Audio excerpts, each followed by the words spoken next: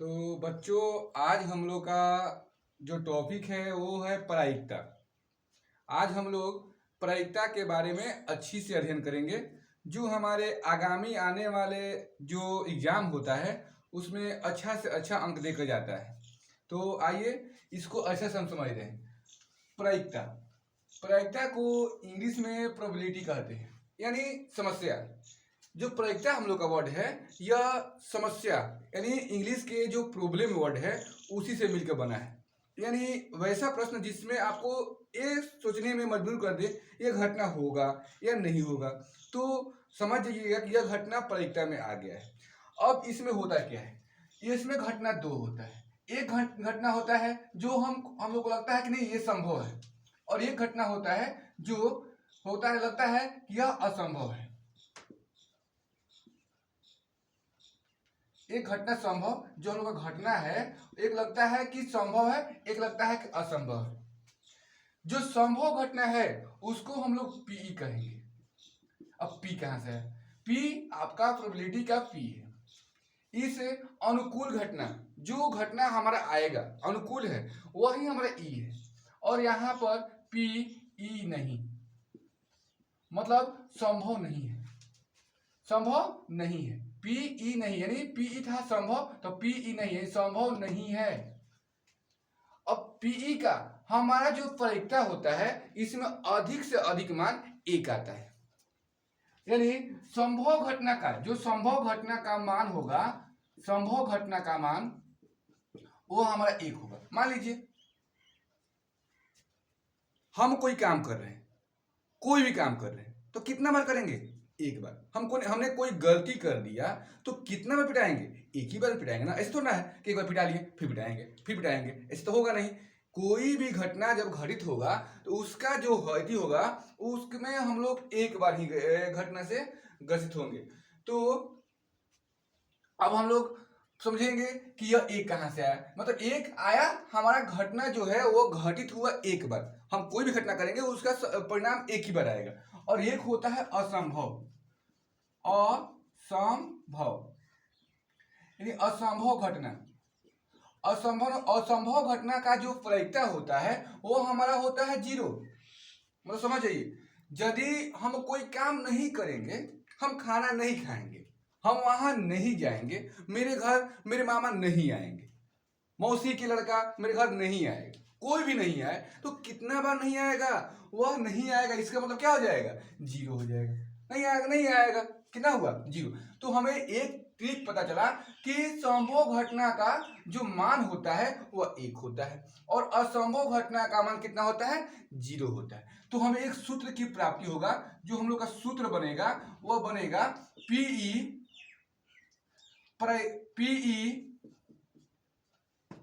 Plus PE नहीं का मान कितना होगा।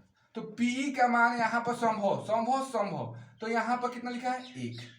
असंभव यहां लिखा है असंभव, कितना है? जीरो। एक प्लस जीरो कितना हो जाएगा? एक। यानी संभव और असंभव घटनाओं का योग कितना होता है? एक होता है। अब मान लीजिए, समझिए ध्यान से, हम इसी से एक क्वेश्चन बना रहे हैं। अब मान लीजिए कि आज वर्षा, तो आज जो वर्षा होने की जो प्रायिकता है मान लीजिए कि 7%, 0.7%, 0.7%। तो आज वर्षा नहीं होगा। मान लीजिए आज वर्षा नहीं होगा, उसकी प्रायिकता क्या होगा? तो सूत्र हम लोग के पास है, यानी आज वर्षा हुआ तो वह हुआ पीई। पीई का मान दिया है 0.7।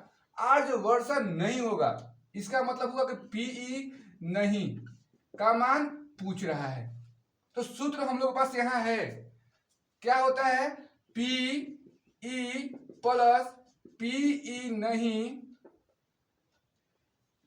पीई नहीं बराबर कितना होता है? एक। पीई का मान यहां पर दिया है 0.7 प्लस पीई नहीं का मान हमें ज्ञात करना है बराबर एक। पीई नहीं बराबर कितना हो जाएगा? एक को हम यही रखें, 0.7 यहां पर है प्लस में, इधर हो जाएगा माइनस में 0.7। अब हम लोग हटाना, यहाँ घटाने के लिए सीखेंगे। देखिए एक यहाँ पर है, एक में से घटाना है 0.7, एक में से घटाना है 0.7। कैसे घटाएंगे? यहाँ एक है, यहाँ देखेंगे कि दशमलव के बाद कुल कितने अंक है, तो एक अंक है, एक अंक, एक अंक है तो हम एक जीरो बिठा देंगे। दशमलव के बाद जितना अंक रहेगा उतना हम इस एक पर जीरो बिठा देंगे। आज जितना दशमलव अंक है, जो अंक वैल्यूएबल होता है, मतलब आपको लगेगा कि अब देखिए मान लीजिए जीरो है, जीरो से आप कुछ खरीद सकते हैं, 1 रुपये रहेगा, 2 रुपये रहेगा तो खरीद सकते हैं, जीरो से कुछ नहीं खरीद सकते हैं। तो ऐसे यहाँ पर 7 है, 7 से आप कुछ खरीद सकते हैं, तो वही 7 ऐसा अंक होना चाहिए जिससे आप कुछ काम कर सकते हैं। तो 7 को घटा दीजिए तो बचेगा कितना, 3। तो 3 हमारा हो गया। अब 3 क्या है, कितने इस अंक के पहले कितने अंक बाद दशमलव था, तो एक अंक के बाद, तो 3 एक अंक हो गया, इसके पहले दशमलव उठा देंगे और जीरो, तो कितना आ जाएगा इसका आंसर, 0.3 आंसर। इसमें किसी को दिक्कत नहीं।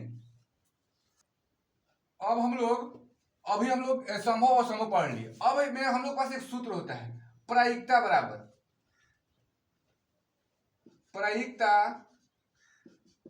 बराबर सूत्र होता है अनुकूल परिणामों की संख्या बटा में कुल परिणाम की संख्या, कुल परिणाम की संख्या। अब अनुकूल क्या होता है, कुल क्या होता है? अब अनुकूल और हम लोग कुल में समझेंगे। अनुकूल के मतलब होता है कि मान लीजिए पे घरवा कोई आया है व्यक्ति, अब बोल रहा है अरे रमुआ तू इधर आओ, तो आपके घर के सब लोग नहीं आएंगे, कौन आएगा, रामू आएगा। तो उस नाम के प्रति अनुकूल कौन हुआ, रामू हुआ। जिसको बुलाया जाए, वो जिसको पूछा जाए वही हमारा अनुकूल होता है। घर में मान लीजिए 10 व्यक्ति हैं, उसमें रामू को पूछा गया तो रामू 10 व्यक्ति के प्रति क्या हुआ, अनुकूल हुआ। इसमें पूछा गया रामू को, समझिए राम, श्याम, मोहन और सोहन, 4 व्यक्ति हैं, तो 4 हो गए कुल, ये 4 हुए कुल में। हम इसमें श्याम को पूछ रहे हैं तो श्याम हो गया इसका अनुकूल। अब निकालना होगा तो पूछेगा श्याम की आने की प्रक्रिया क्या होगी, तो श्याम कौन है, एगो है, एक हो गया, अनुकूल कितना हुआ, श्याम आएगा। कुल परिणामों की संख्या, कुल कितने लड़के थे, 1 2 3 4, ये हमारा हो गया आंसर। ऐसे ही हम एक क्वेश्चन बोल रहे हैं,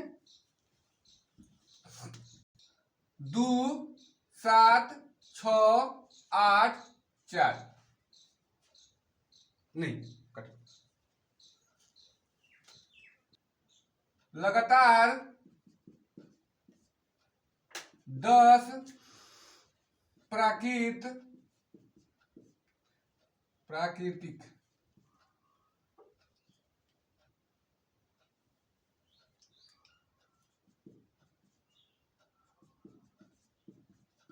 संख्या में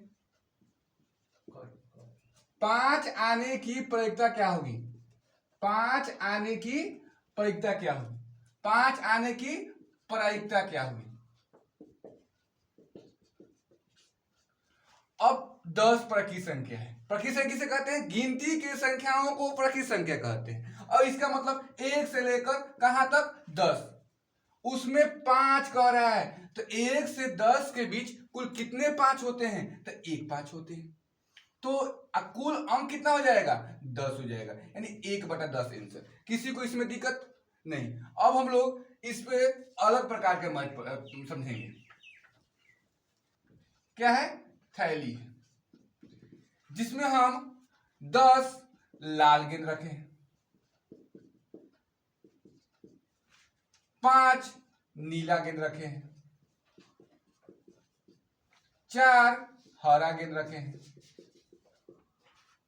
8 पीला गेंद रखे हैं।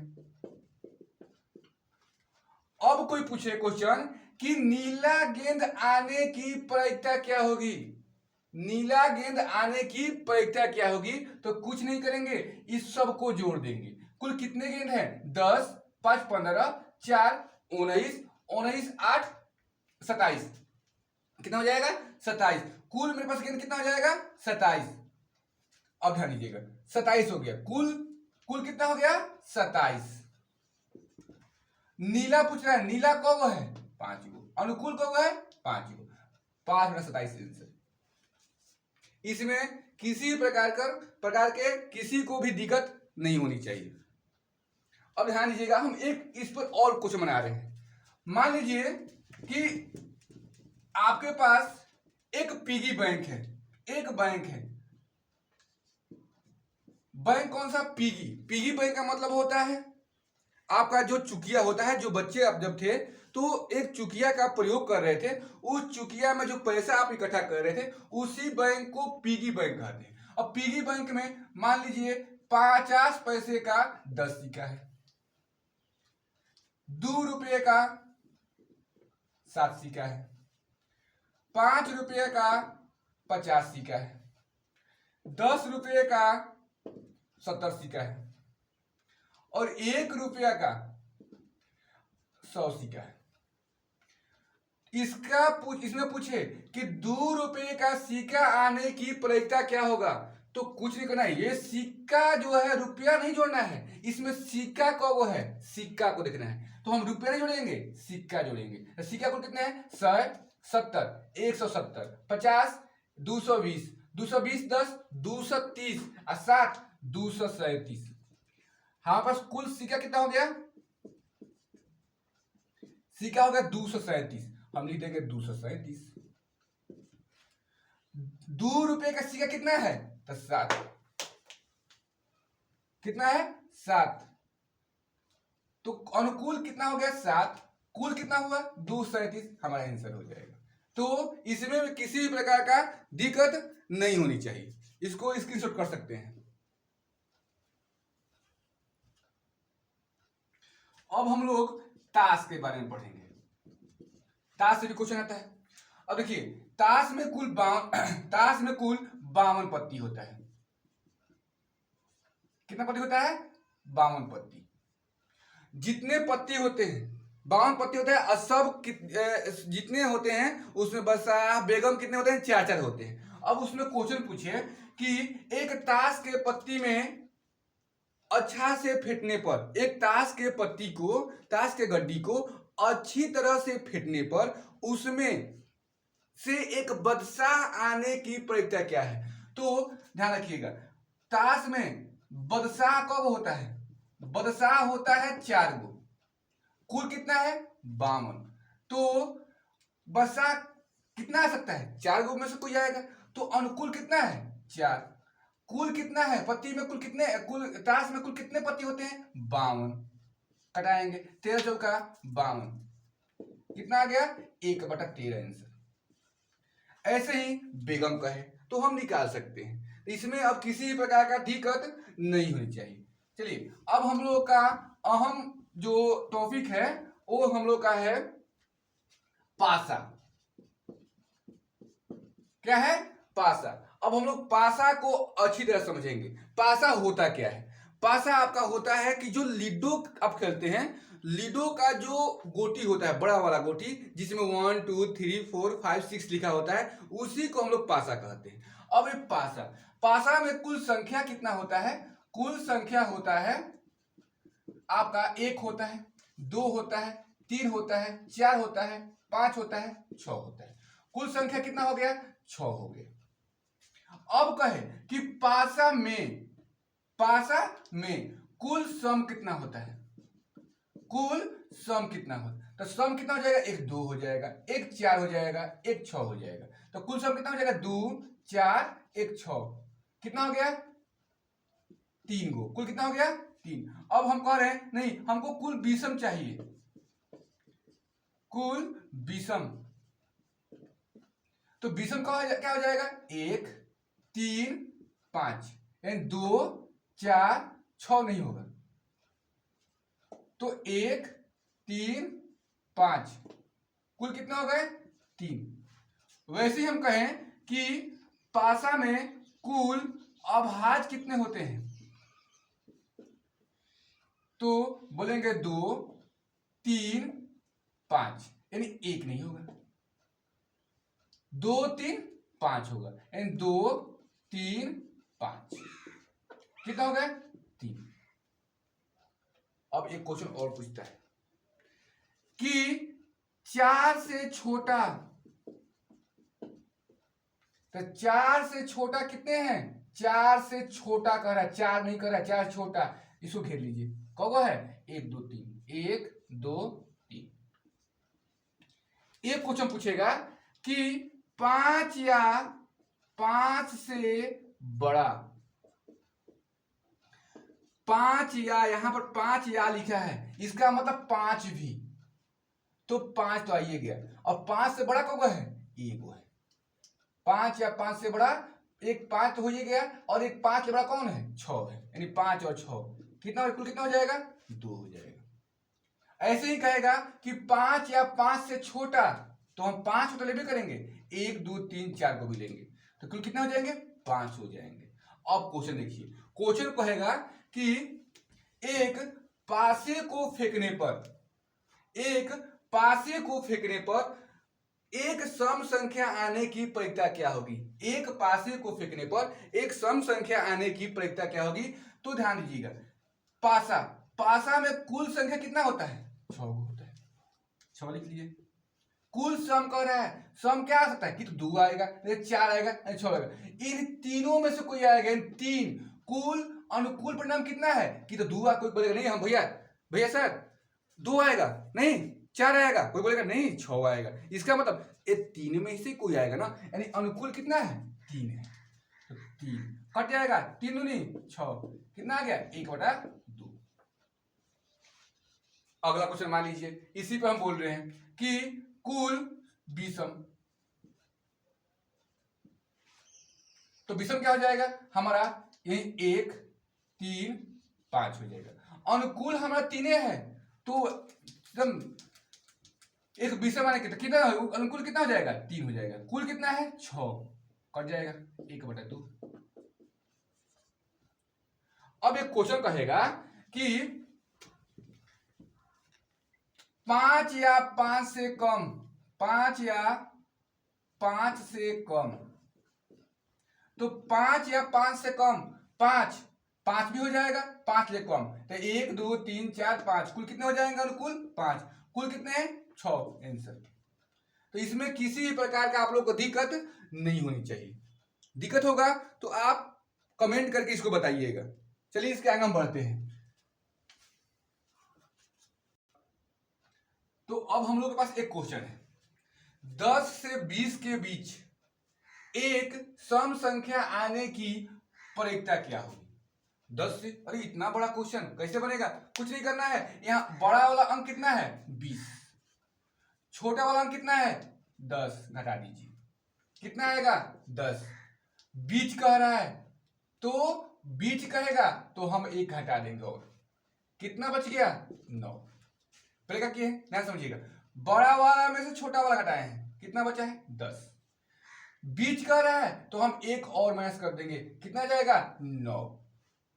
यानी 10 और 20 के बीच कुल कितनी संख्या हो जाएगी? 9।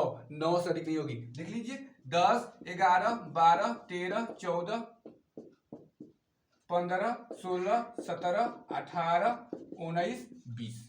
हम 10 और 20 के बीच कर रहे हैं, दोनों नहीं होगा। गिनिए, 1 2 3 4 5 6 7 8 9, हमारा कितना था? 9। यानी यह कितना भी बड़ा रहेगा तो हम लोग ट्रिक के माध्यम से निकाल सकते हैं। अब देखिए, कह रहा है कि बीच सम संख्या आने की प्रायिकता क्या होगी?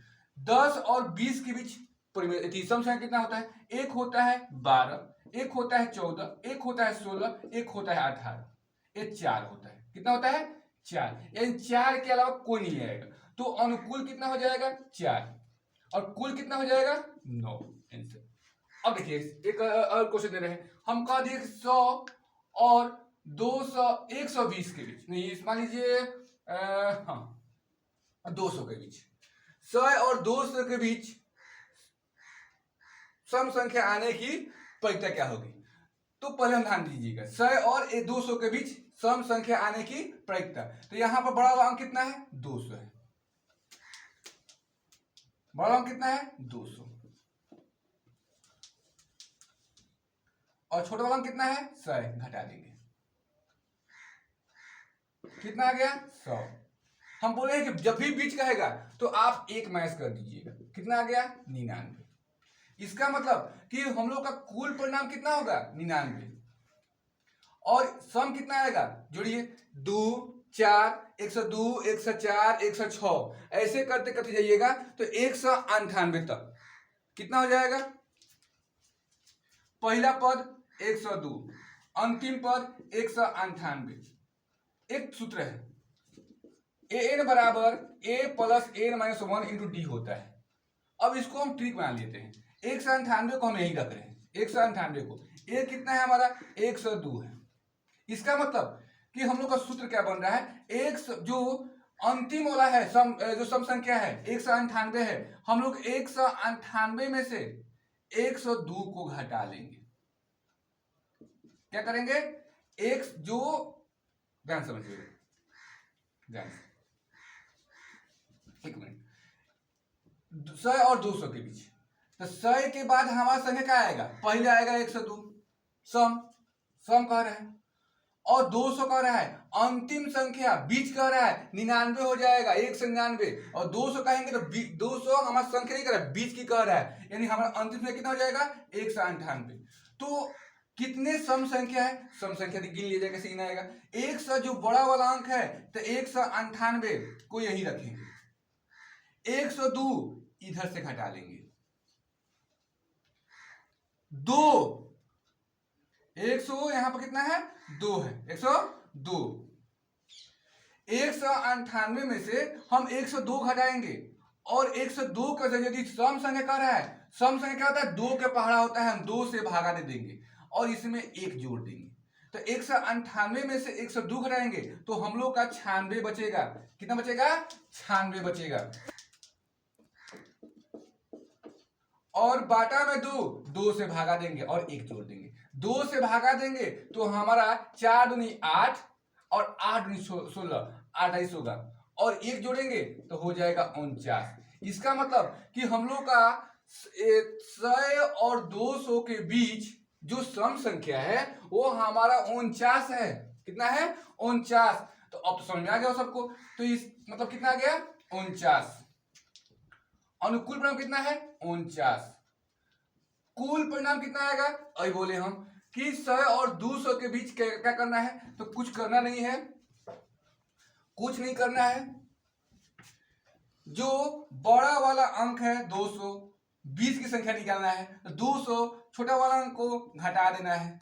आ गया हम लोग का 100, बीच कह रहा है तो 1 और घटा दीजिए, हो जाएगा 99, यानी बाटा में 99।